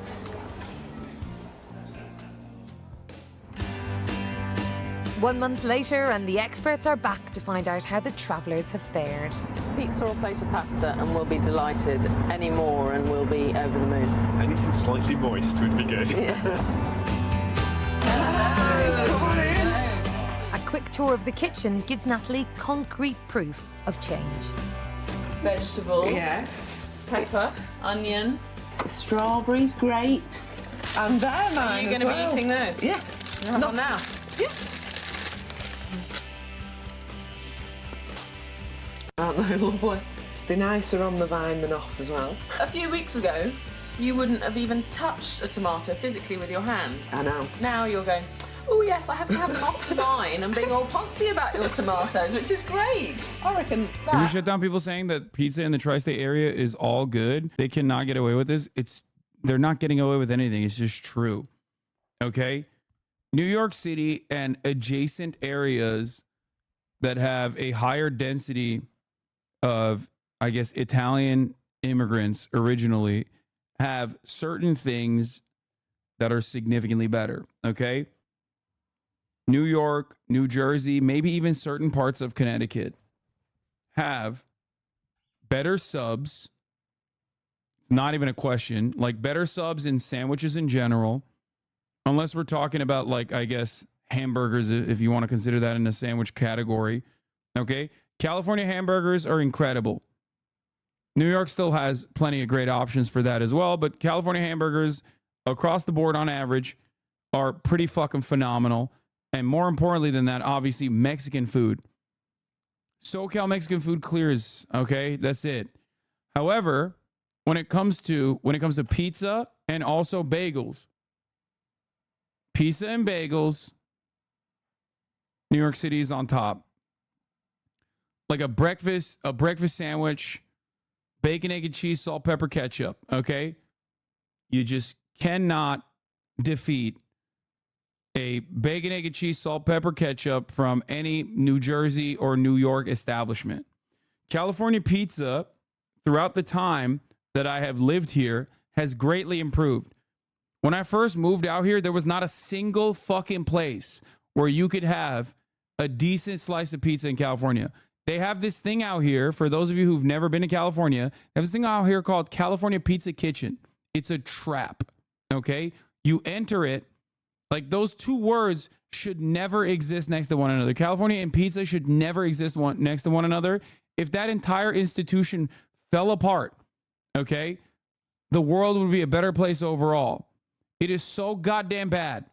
It is so goddamn disgusting, okay? The fact that it exists outside of California is unimaginable to me. It is cruelty. I've often said pizza is incredible in general, okay? Even bad pizza is still pizza, so it's edible, except for California Pizza Kitchen, okay? California Pizza Kitchen does a disservice. Yeah, it's like saying New York enchiladas. Exactly. Chatters, can please someone help me fix my brain? I don't think these uncultured Brits deserve the experience of the cultures they visit when they literally don't appreciate them at all. I get this lady made progress on her issues, but she's brand broken her children for life. Not to mention health broken them too. Okay, bro, chill. Not that serious. They have CPK in the tri-state area now? How is that even possible? Are people just going there because they're fascinated with like dog shit pizza? We have Prince Street Pizza now in SoCal, so we the best. Yeah. Prince Street Pizza is obviously incredible. It exists in Los Angeles now, which is phenomenal. For me, at least, I love Prince Street Pizza. It's still better in New York, but, you know, I'll take it. We have Joe's as well, but it's not as good. There's a chain called Prime, unaffiliated with Logan Paul. But Prime Pizza here in Los Angeles is also pretty good. Like closest that you can get to like a tri-state slice. But overall, millennial Italians try American pizza. What? Ciao, this is Roberta. Okay, we're done with this. We're done with the fucking And we're from story. Italy, visiting this beautiful place in America called Los Angeles, where you can. They're trying pizza in LA though, and this is from 4 years ago. Oh God, I don't want to watch this.